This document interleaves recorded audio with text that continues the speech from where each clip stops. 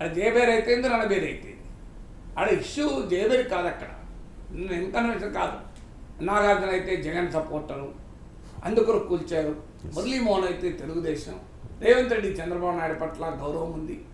ఈ రాజకీయం ఏంటంటే నాకు నిజంగా అర్థం కాదు. ఎఫ్టీఎల్ బఫర్ జోన్ ఈ రెండే కదా రాజకీయాలు. ఎఫ్టీఎల్ బఫర్ జోన్లు ఉన్నాయా లేవా? ఇంతకుమించి కూడా ఏం లేదు కదా.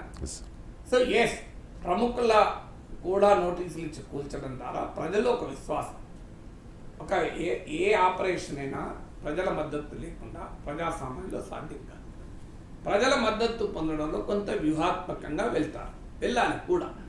ఆ వెళ్ళే క్రమంలో ప్రముఖుల ప్రాపర్టీస్ అంటే ఒక కాన్ఫిడెంట్ చట్టం పట్ల, వ్యవస్థ పైన, జరుగుతున్న కార్యక్రమం పైన ఒక విశ్వాసం ఉంటుంది.